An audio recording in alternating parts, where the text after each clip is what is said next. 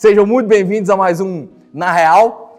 Essa semana a gente recebe um cara que é fantástico, inteligentíssimo. Eu tive a honra de trabalhar com ele por um tempo e percebi o quanto eu sou burro ao estar na presença dele, porque ele sabia tudo que fazia e eu não sabia muita coisa. Infelizmente eu fiquei só um ano mais ou menos, acho que a gente trabalhou junto. Foram os piores um ano, ou foi o pior um ano da vida dele. Teve que fazer tratamento, né, Eupídio? Na sala comigo umas 3, 4 horas por dia. Não tem quem não fique com depressão. E hoje ele está de personagem. O Eupídio hoje está de Eupídio. Que legal, Eupídio. Seja muito bem-vindo, Eupídio, que está de Eupídio. Que saudade de você. É um prazer rever o Bruno, que está de Bruno. Meu nome é Eupídio Rocha, né? Fui apresentado. Eu sou formado em jornalismo e coordenador do curso de jornalismo da FUNORTE também. E durante um período aí, eu e o Bruno dividimos a sala de coordenação, né? Bruno no curso de administração e eu ali do lado no curso de jornalismo e o pessoal do direito também, né? Uma coordenação, uma sala dividida por 3 cursos. É isso.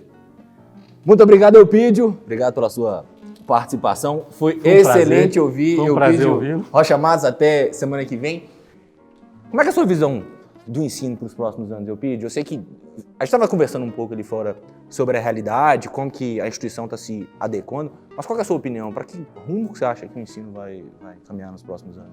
Ô Bruno, acho que vai seguir o que muitos especialistas estão falando, né, cara? Você vai ter uma hibridização, um modelo híbrido, né, entre essa questão das aulas presenciais e a questão das aulas remotas, né?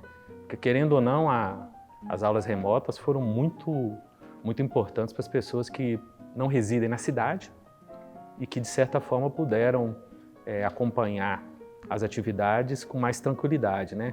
Ao mesmo tempo, a gente estava conversando mais cedo hoje com alguns professores, né? Uma das coisas mais importantes da docência é o contato humano. Eu acho que se você, por exemplo, sair perguntando para os estudantes aí como é que foi esse 1 ano e meio, 2 anos de pandemia, todos eles vão falar que eles se adaptaram, eles lidaram com a questão da tecnologia, alguns melhores, outros piores com essa questão da tecnologia, mas a grande falta foi o tete-a-tete, né, o contato com o professor, porque a questão da presença é muito importante para reforçar o aprendizado, principalmente para os estudantes que estão nas séries mais iniciais, né? Eu imagino para as crianças, para os alunos do ensino médio. No ensino superior já é mais tranquilo, né? Porque a gente parte do pressuposto que essa questão da socialização já foi trabalhada. Mas eu acredito que o que a gente caminha agora é esse modelo, o modelo de intercalar atividades que vão ser remotas, né? Algumas atividades que serão EAD e principalmente atividades práticas, atividades de você pôr a mão na massa com o modelo presencial. Eu acredito que vai ser esse processo. Não sei se o termo adequado seria maturidade, mas vou usá-lo. Você acha que as pessoas têm maturidade suficiente para entender qual que é o melhor modelo que elas deveriam usar para aprender? Ah, cara, aí vai ser complicado, né? Porque cada pessoa é uma pessoa, né? Eu acho que a gente vai depender muito do perfil do estudante. E a gente tem, por exemplo, estudantes que têm uma visão muito clara do que querem, né? Muito precisa, eu estou aqui para fazer isso. E de repente eu quero fazer isso porque tem uma questão de talento, tem uma questão de amor, tem uma questão de paixão, interesse financeiro por isso, né? Enquanto você tem outros estudantes que estão num processo mais, não sei até que ponto seria imaturo, mas num processo de formação. E talvez eles ainda não estejam preparados para isso. Talvez o grande lance, cara, é aquilo que a gente fala muito, né? A faculdade, ela é um espaço para você poder errar. Você tem que ir para a faculdade justamente pensando na perspectiva que na faculdade você vai poder testar muita coisa. Então, suponhamos, você está fazendo um curso de teatro. Então, você vai poder experimentar ali as várias escolas do teatro para você poder definir qual que é aquela interpretação que de repente é mais interessante para você, ou qual gênero é mais interessante para você. Seja você um humorista, seja um drama, seja um épico, por exemplo, né? Então, acho que o que se perdeu, talvez, nos últimos anos, é essa perspectiva de que eu vou para a faculdade para aprender. Eu vou para a faculdade para, de repente, estou fazendo administração, eu vou para a faculdade realmente para pensar como fazer uma empresa.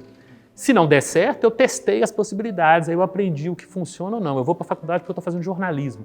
Então eu posso experimentar alguns modelos de telejornalismo, ou de radiojornalismo, ou de webjornalismo, E na faculdade eu testo para ver se funciona ou não. Se não funcionar, eu tenho essa oportunidade, eu tenho as pessoas que estão ali para me dar essa orientação. Todas as profissões podem passar por esse processo. Só que acho que nos últimos anos colocou-se muito aquela coisa de que você não pode errar, você tem que acertar sempre. Eu acho que isso aí bate muito com aquelas coisas que a gente fala, né? Como é que você vai conseguir empreender? Como é que você vai conseguir fazer alguma coisa se o que está na sua cabeça é que eu não posso errar e que eu não posso errar? A gente sabe que a maior parte das pessoas que deram certo foram aquelas pessoas que erraram muito antes de acertar, né? Então eu acredito que essa definição de maturidade passa muito por isso, essa questão de que eu estou nesse espaço, e nós estamos falando do espaço do ensino superior, das faculdades, né? Para realmente fazer uma série de testes e através desses testes eu vou me encontrar, porque a função do professor na faculdade, a função dos colegas na faculdade é justamente dar esse suporte para a gente conseguir aprender, né? Errando e aprendendo. Eu fiz essa pergunta porque até no presencial a gente percebe que alguns tipos de atividades são importantes para os alunos e que muitas das vezes eles não dão muita ênfase. Inclusive eles ficam até chateados quando a gente cobra muito. Vou citar um exemplo, apresentação de trabalho na frente da turma. Alguns são mais tímidos, gaguejam, preferiam não ir lá na frente. Se o professor pudesse deixar apresentada a cadeira ou só por escrito, era melhor. Mas, por exemplo, no curso de administração, um cara que tem esse tipo de inibição, ele vai ser prejudicado. Porque ele tem uma profissão que é uma profissão que precisa vender ideias, que precisa convencer as pessoas, que precisa guiar. Então, se ele não tem esse poder de influência, de argumentação, ele perde muito. Ele perde muito como qualidade de quem ele é. Então, eu percebo que no presencial, os alunos não têm a visão de que, cara, agora é hora de você errar.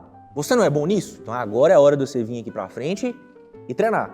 Vamos levar isso para um outro campo? Esporte, por exemplo. Um atacante chuta bem com a perna direita, mas chuta mal com a perna esquerda. Ele vai insistentemente treinar o chute com a perna esquerda, porque ele precisa melhorar a perna que é ruim. Ele sabe disso e ele treina porque sabe que ele precisa melhorar para na hora do jogo fazer mais gol. Mas o acadêmico não tem essa percepção que na hora do jogo ele vai precisar convencer o chefe, vai precisar convencer uma equipe, ele tem que melhorar a argumentação. Quando a gente fala com eles, né? Agora é a hora de treinar, agora é a hora de errar. Eu já escutei coisas do tipo, nossa, não aguento mais isso. Já não aguento mais professor falando agora é hora de errar, que saco, eu não aguento mais ouvir isso. Então, por ouvir muito no presencial, eu acho não, óbvio, com certeza, que no digital isso é mais prejudicado ainda. Porque no presencial ele tem a possibilidade, ele só está se eximindo disso. Mas no digital não tem nem a chance. Qual a sua experiência, Eupídio? O quanto aquilo que não é rotina de ementa, aquilo que não é rotina de prova, influencia no profissional, no acadêmico, ser bem sucedido? Quanto você acha que aquilo que está nas entrelinhas influencia que ele seja bem sucedido? Cara, eu acho que hoje, com essas mudanças que a gente está tendo, aquilo que está subentendido, de repente, é muito mais importante do que é o explicitado, sabe? Porque as mudanças estão muito rápidas e as próprias disciplinas estão passando por um processo de transformação muito grande. Todas as profissões praticamente estão sendo muito impactadas por questão tecnológica, né? Nós que trabalhamos com jornalismo, a gente já tem esse impacto tecnológico desde o início, né? Porque a máquina fotográfica, a câmera de filmagem, o celular para filmar, o smartphone, são equipamentos que substituíram equipes, né? Antigamente, para você fazer uma matéria de TV, não tão antigamente, assim, vamos pegar anos 90, para você fazer uma matéria de TV, você precisava do motorista, que ia dirigir a Kombi ou a van, né? Precisava do cabo, o cabo-man, que é o cara que segurava o cabo, o cinegrafista, o cara que levava a parede de videotape, e o repórter. Hoje, praticamente, você tem um repórter com o celular, como é que eles chamam mesmo? Uma mochila de gravação, onde é que você pode colocar, onde você carrega o equipamento, você monta o tripé no celular e você mesmo coloca para filmar e faz as perguntas na frente da câmera. E ao levar a matéria, você já está até pré-editando a sua matéria. Na verdade, na hora de fazer as perguntas, você já está, de certa forma, pré-editando aquilo que você vai entregar. Então, a tecnologia mudou demais. E esse impacto que a gente tem em comunicação, que a gente teve, hoje praticamente todos os cursos estão passando por isso. O curso de Direito está passando por isso, os cursos de licenciatura estão passando por isso, né? Porque você tem cursos abertos aí, oferecidos no YouTube para praticamente qualquer assunto. Então, o professor, eu acredito que hoje ele tem que, a partir da ementa, estabelecer aquilo que efetivamente é mais viável, mais importante para o aluno, percebendo até o que a turma necessita. Muitas vezes, talvez a sua disciplina sirva, além de você ensinar os fundamentos básicos do marketing, vamos dizer assim, que são noções bibliográficas, vamos dizer assim, para que essas pessoas possam exercitar a capacidade de argumentação e de exposição sobre os fundamentos do marketing, que é algo que vai ajudá-los quando eles tiverem que se apresentar ou se trabalhar ou tornar-se, de certa forma, os representantes pela divulgação deles mesmos, né? A gente pode falar que o primeiro produto, entre aspas, que qualquer estudante vai lidar a partir do momento que ele entra no mercado de trabalho é ele mesmo, né? O seu assessorado, né? Vamos dizer assessorado, a assessoria de imprensa ou de comunicação que você vai fazer é de você mesmo, né? Então esse processo é um processo de galgar espaços. E nesse sentido, as ementas, elas têm que ser revisadas, por isso que todos os cursos passam por um processo de adequação constante, né? Já desde 2015, boa parte dos cursos brasileiros estão passando por uma readequação de diretrizes curriculares. Por quê? Porque de 2015, de 2001, 2002 para cá, você teve mudanças absurdas, né? O simples fato da gente poder trabalhar com a perspectiva de aulas híbridas e aulas remotas era algo impensável há 10 anos atrás. E hoje é possível por quê? Porque você tem uma série de plataformas que oferecem isso. Ao mesmo tempo que essas plataformas oferecem isso, elas têm acesso aos seus dados, né? Essa semana mesmo, né? Foi quarta-feira? Foi quarta ou terça-feira, né? Que nós tivemos aí 7 horas de blackout no WhatsApp, no Facebook e no Instagram. Para muitas pessoas foi assim, absolutamente tranquilo, né? Para outras pessoas foi o fim, né? Porque são as pessoas que estão acostumadas até a ganhar dinheiro com isso, a trabalhar sistematicamente com isso. E isso aconteceu por quê? Porque existe essa concentração, né? Esse monopólio todo na mão do Zuckerberg, né? Ele acordou de mau humor, puxou uma tomada lá e o negócio foi, né? Então, quer dizer, a tecnologia é algo muito importante, mas aí é que vem essa questão do híbrido, né? O contato pessoal ainda é muito importante também, né? Não adianta você tentar substituir tudo, porque senão a gente vai acabar ficando preso na Matrix, né? Se é que a gente já não está preso na Matrix, né? Eu li que tiveram negócios que perderam 3% do faturamento mensal com essas horas naquele dia. O impacto, né, da perda de Foi renda. 7 horas, né? Foi de meio-dia e pouco até 7 horas da noite. Quase um dia ou meio período ali de um dia. Um período de trabalho, você sabe, um horário mais ativo, né? Você estava falando do fato de que as pessoas, o primeiro produto que elas vão lidar são elas mesmas. Você acha que as pessoas se vendem bem? A gente vai cair naquela mesma situação. Existem alguns que são ótimos para fazerem isso, existem outros. No geral, na média, o que você acha? Na média? É. Na média, eu acho que não. Na média, eu acho que ainda tem aqueles que se destacam muito, por isso que a gente tem esses influencers aí que brilham, e tem muita gente que tenta, e tem pessoas que estão completamente perdidas, né? Não sabem o que fazer. Onde você acha que elas pecam mais? Porque é um fator importantíssimo, né, Pio? Produção de conteúdo. Produção de conteúdo? Produção de conteúdo. É o conteúdo que conta hoje. Você pensa, por exemplo, equipamento. Bem ou mal, se você tem um celular, um smartphone, você consegue produzir, você tem um equipamento razoável para você usar. Não é excepcional, mas tem muita gente hoje que tem 200, 300 mil seguidores no YouTube que começaram com o celular aqui, né? Ou então com um tripé aqui e falando de frente para o celular, iluminação durante o dia, né? Não ter tanto problema, e hoje tem uma equipe assim, toda de suporte, ou já adquiriram equipamento para fazer isso. Então é conteúdo mesmo, é a mesma coisa da educação do ensino remoto. Quando começou o processo da pandemia, todos nós, de certa forma, entramos lá no Google Meet, né? Abrimos a câmera e começamos a dar aula para os alunos. O que tornou, de repente, a sua aula mais interessante que a minha? O conteúdo que você estava passando e a maneira como é que você continuava passando esse conteúdo de maneira que agradasse as pessoas que estavam recebendo. A gente comenta hoje que, em comunicação, a questão fundamental é o conteúdo, porque um equipamento, basicamente, hoje você tem um equipamento, de certa forma, que de certa forma equipara nas questões básicas quase todo mundo que está fazendo. E você tem sempre o que se destaca, é efetivamente aquele conteúdo. A gente tem um exemplo ótimo aí, nosso amigo André Galvão. O André faz um conteúdo com um celular, ele começou fazendo isso, né? Filmando e colocando as observações engraçadas dele. Diz que hoje ele tem um extraordinário estúdio em casa dele, eu não sei, não visito a casa dele, mas talvez depois você possa até contar isso, né? Ele já veio aqui, inclusive, então ele começou o quê? Fazendo essa gravação amadora, né? Essa gravação imediata, aí o cara viralizou. Então, o fundamental é o conteúdo. E o que é o conteúdo? É aquilo que você vai responder a demandas, necessidades, exigências, né? Aí vai ser um termo, a gente vai ver qual terminologia de marketing usar, né? Então, é a questão do conteúdo mesmo. É o conteúdo que vai ser esse diferencial. E, de repente, o conteúdo, aí a gente tem até um excesso, né? Por exemplo, vamos pegar TikTok. TikTok está tomado por aqueles videozinhos que você abre que tem alguém fazendo uma dancinha, né? É uma coisa de dancinha o tempo inteiro, né? Mas está chamando a atenção das pessoas, está chamando a atenção. Já vi livros sobre o tema, eu estou falando devagar para não precisar do editor cortar muita coisa, nem alguns anos de processo ali no celular, de reclusão. Você fala da dancinha e de outros conteúdos de entretenimento que a gente vê muito na internet. As pessoas hoje estão mais burras do que estavam antigamente? Bruno, existe uma pesquisa que informa que essa é a primeira geração em que os filhos têm um QI mais baixo do que os pais. Então, existe uma notícia que saiu há alguns anos atrás, não tem muito tempo, não, deve ter uns 3, 4 anos, que as cabeças pensantes do Vale do Silício não entregam o celular para os seus filhos antes dos 8 ou 10 anos.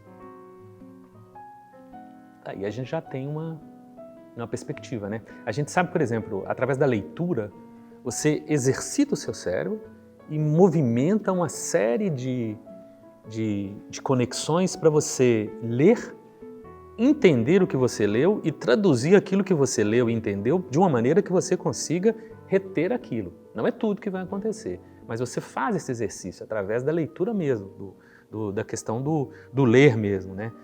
O vídeo, o audiovisual, ele tem um impacto muito grande porque ele entra direto na sua cabeça. A gente recebe imagens audiovisuais o tempo inteiro, né? Você sai andando pela cidade, você tem outdoor, você tem isso, tem aquilo ali, você tem uma bicicleta de propaganda andando pelas ruas, um carro de propaganda andando pelas ruas, você tem um outdoor ao vivo, onde é que vão passando, um outdoor digital, onde é que vão passando uma série de imagens, você liga uma televisão, é muita coisa que você vê. Então você recebe muito, isso entra na sua cabeça, entra rápido, mas você não retém. Se você pensar, por exemplo, quais foram os últimos filmes que você assistiu? Aí eu assisti, vamos pôr aí, Esquadrão Suicida 2. Qual é a história do filme? Dependendo de como for, a pessoa vai falar assim, aqueles caras lá que são criminosos, né? Eles têm que ir para um lugar para fazer um negócio, aí morre um monte de gente, no final eles enfrentam um outro cara, parece que tem um bicho gigante. Sem spoiler, hein? Sem spoiler. E no final termina tudo bem, né? Porque é filme de super-herói. Então, quer dizer, certo? Então, eu acho que o que está acontecendo é isso. Agora, ao mesmo tempo, a gente está formando uma geração que é muito rápida, né? Uma geração muito ágil. Quem tem sobrinhos aí pequenos ou até filhos pequenos sabe que esses menininhos hoje eles estão muito rápidos em lidar com essa tecnologia. Mas será que essa tecnologia não está se tornando, de certa forma, um vício? Quantas horas a gente passa por dia conectado nas redes sociais? Me parece que o Brasil é o segundo país do mundo. É o primeiro já? Rapaz, e o quê? Está em torno de quê? Umas 4 horas, 7 horas? Não sei dizer. Até porque entre 4 e 7 vai ser uma variação. Vai dar uma variação grande, né? Considerável. Mas suponhamos que seja 4 horas, por exemplo. Já é bastante tempo, né? Entendeu? É muito tempo. Então, se for 7, então é pior Nossa. ainda. Então, quer dizer, será que nós não estamos criando aí um grupo de pessoas extremamente rápidas, extremamente capazes de usar um aparelho e que vão servir elas vão ser servos desse aparelho? Enquanto que outras pessoas vão ficar pensando e tomando decisões, né? Você falou esse ponto interessante sobre a questão dos profissionais do Vale do Silício, como que eles consideram isso com os filhos, né? Eu também, agora que você falou, eu fiz uma conexão aqui, que eu escutei também o vice-presidente do iFood, Diego Barreto. A gente até fez uma entrevista com o Diego aqui na FUNORTE. Sim, foi no início desse ano, não foi? Acho que início do ano. Acho que foi no início de 2001. Início desse ano. Você que está nos assistindo, procure no YouTube a entrevista do Diego Barreto com a gente aqui da FUNORTE. Foi sensacional a entrevista dele. Mas não na entrevista, eu vi num outro momento ele citando que ele também tem um filho pequeno e ele não entrega o celular pro filho. O filho não pode acessar a internet.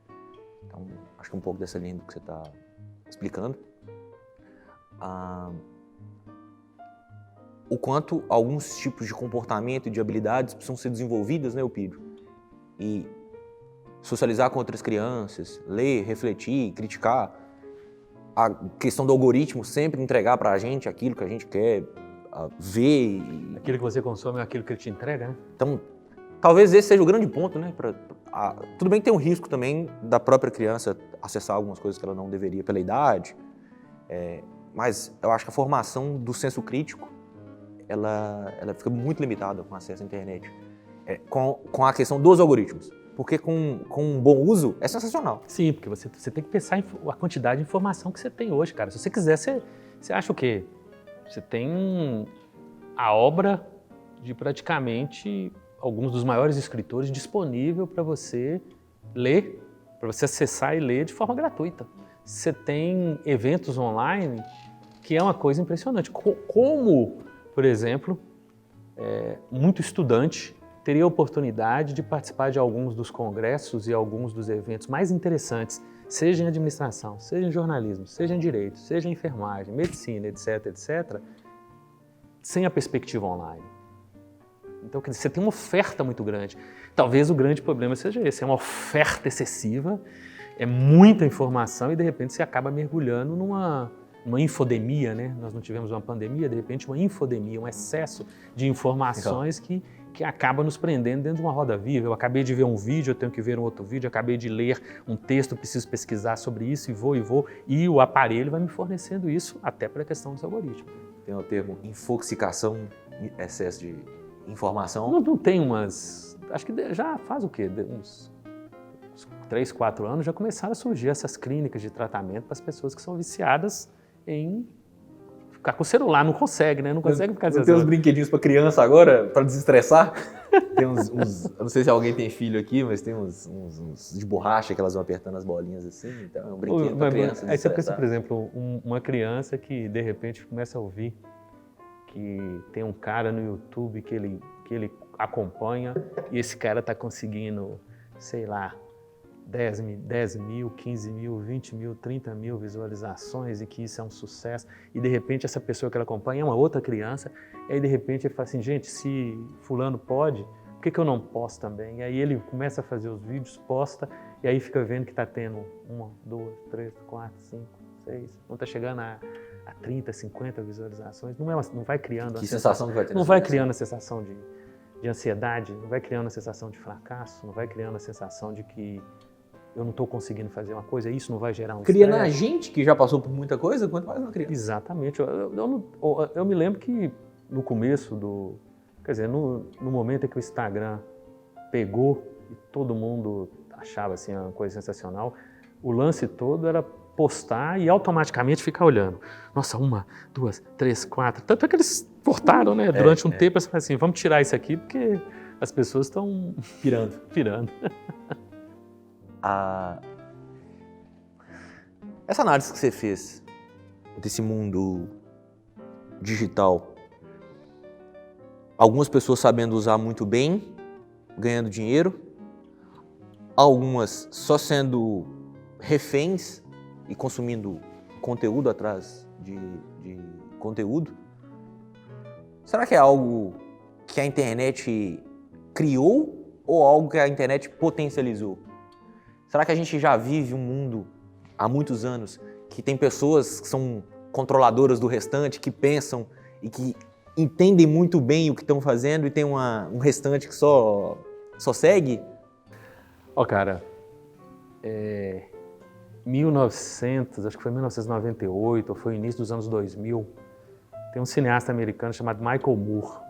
Ele fez um filme sobre os atentados em Columbine, que foram aquele que os estudantes entraram no colégio e mataram os colegas, e acho que 1 ou 2 professores, e depois se mataram. Isso acho que foi em 90 e poucos, ou no início dos anos 2000. E depois ele fez um filme chamado Fahrenheit 11 de setembro, onde é que ele discutiu o atentado de 11 de setembro de 2001, né, com as torres gêmeas, os aviões. E aí o Michael Moore fez uma série de TV, e essa série de TV era justamente para discutir como é que você tinha a mídia mundial, ela estava na mão de determinadas pessoas. E quando ele falava mídia, ele estava falando jornal, rádio, TV, a internet, que estava lá nos anos 2000 na sua segunda fase, né? Primeira fase anos 90, segunda fase a partir de 2000, depois começam as mídias sociais, Facebook, né? Acho que era a partir de 2003, 2005. Então, e isso estava quem controlava isso? Determinados grupos econômicos. No Brasil, a gente tem 5 ou 6 famílias que controlam a mídia no país, os grandes grupos. Nós estamos falando aí de emissoras de TV, rádio, alguns portais de internet, né? Alguns canais de YouTube. Então, e esse controle já era feito, né? Já era direcionado. E esses grupos estavam a serviço daquelas pessoas que controlam o dinheiro, né? Controlam o poder, vamos dizer assim, né? Dizem que as famílias mais ricas da Inglaterra são as mesmas famílias que eram ricas lá de 1600 e pouco. Entre elas a família real britânica. Então, na realidade, o que houve é que você substituiu determinadas formas de controle que você tinha com o que a gente chama de mídia tradicional por uma outra forma de controle que são as mídias digitais, né? Quando você, alguns anos atrás, como é que você se informava? Você tinha que estar na frente da televisão durante um determinado horário e você tinha que estar lá. Tanto é que a maior parte de nós estava lá assistindo o jornal, assistindo a novela, assistindo o filme. A gente lembra disso, né? Um share de audiência de 90 e tantos %. Comprar as revistinhas de TV a cabo, porque dizia horário que ia passar um filme, horário que ia passar uma inclusive, se você não programação. assistisse ele na segunda-feira, você sabia que ele seria repetido no sábado ou que ele seria repetido no domingo. Então você teria essa segunda opção. Se tivesse um videocassete, né, uma parede DVD depois, você poderia até colocar para gravar. Mas fora desse caso, era realmente você ter que montar o seu horário em relação a isso. Com as mídias digitais está à nossa disposição o tempo todo.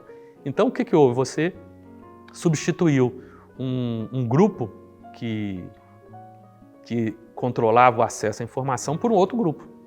Tanto é que os caras das mídias que controlam as big techs são os caras mais ricos do mundo, né? Essas 7 horas aí de blackout dizem que custou para o Zuckerberg 7 bilhões, me parece, né?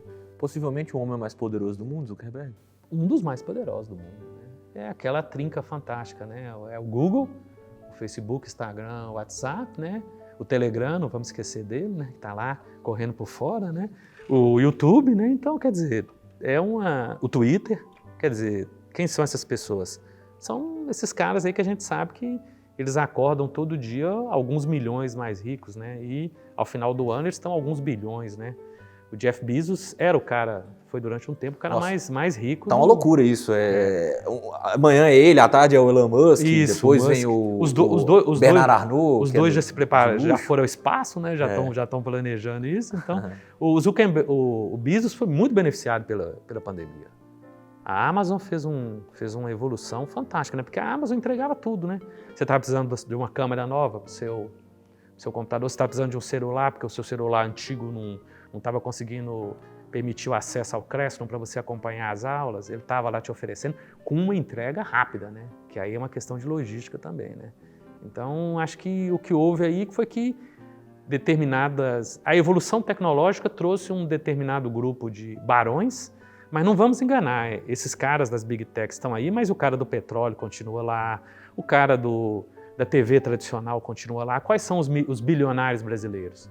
São esses nomes que a gente ouve falar aí, Marinho, Salles, Safra, Mesquita, Lema, então, Diniz, são nomes que, cara, é uma coisa impressionante, é uma coisa que quando você para pensar é assim, ó, você quer tomar um refrigerante, uma cerveja, não importa, 90% dos refrigerantes ou cervejas que você for tomar é de uma mesma empresa, é a Ambev.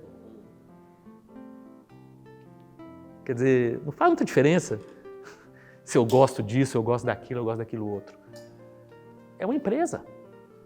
Eu vou comprar um achocolatado, chocolate, eu tenho a marca Nestlé, eu tenho Galac, eu tenho Lacta, beleza, mas é tudo a mesma empresa, cara, é porque uma comprou a outra.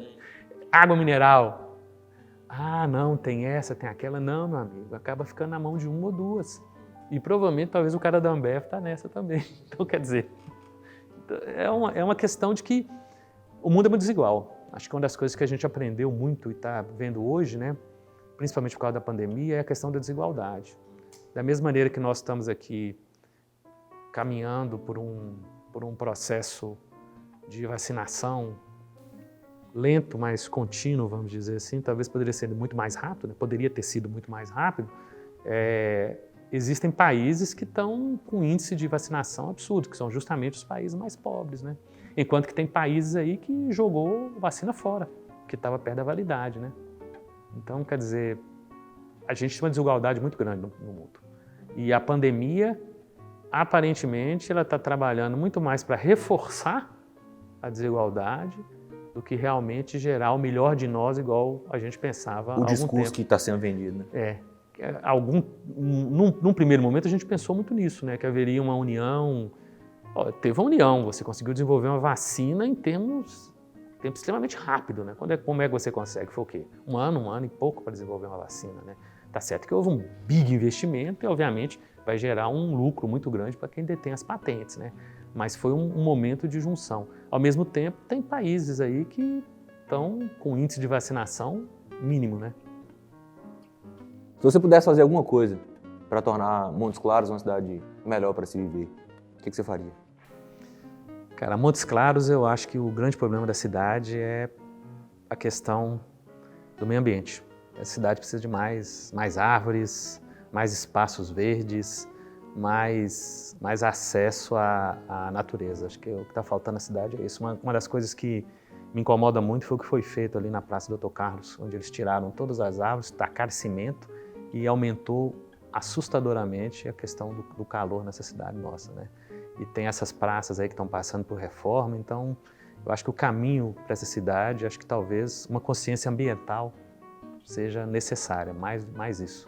E todo mundo se comportar como um cidadão, né? A gente sabe que se o cidadão tem que ser coerente, honesto, então se todos se comportarem com esse modelo, a cidade vai evoluir, vai crescer muito, vai se desenvolver da melhor forma possível. A partir do momento que a gente encarar o nosso desafio de sermos cidadãos responsáveis, éticos, de atitudes coerentes, a cidade vai em frente, inclusive dentro da questão ambiental. Com essa nova vestimenta de um novo ser milionário, que sou eu agora, se você quiser ficar milionário, mude seu sobrenome, isso dará certo. Deu certo comigo.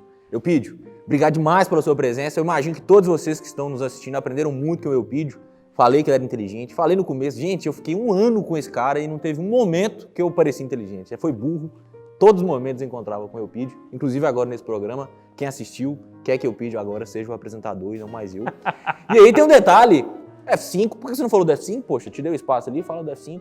Acompanhe o F5, o programa que eu e a professora Maria Fernanda, jornalista professora Maria Fernanda, fazemos, comentando os assuntos mais interessantes e relevantes daquele momento, aquelas coisas que estão em voga, de uma maneira mais bem comportada. Eu senti uma certa cutucada aqui. Foi só uma informação, cara. Senti que a carta de demissão já está sendo assinada, a diretoria já me falou aqui no ponto, passa no RH. Que dia, horário, onde assiste? Toda quinta-feira, no canal da TV Funorte, né? No canal 12 da NET. E depois da estreia na quinta-feira, por volta das 6h30, né? Está disponível no YouTube, no nosso canal lá da TV Funorte, do canal universitário, que vocês vão poder assistir os outros programas. Beijo para todo mundo, esse foi mais um Na Real. A gente se encontra na semana que vem com mais um convidado ou convidada muito especial, assim como foi com o Eupídio hoje. Obrigado pela sua presença, meu joinha foi ridículo de novo. Beijo, valeu, semana que vem a gente se encontra. Tchau.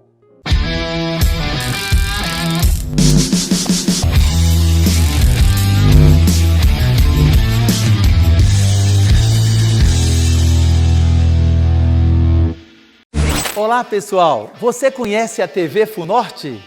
A TV Funorte é o canal educativo do Centro Universitário Funorte e que tem uma programação produzida por nossa comunidade acadêmica, os alunos e os professores. A TV Funorte integra a rede de canais universitários do Brasil, que tem como objetivo levar informação, conhecimento, cultura, inovação, ciência, tecnologia e muita interação até você. A TV Funorte está no ar 24 horas por dia pela sintonia da NET Claro TV, canal 12, e também pelo YouTube. Acesse nossas redes sociais TV Funorte.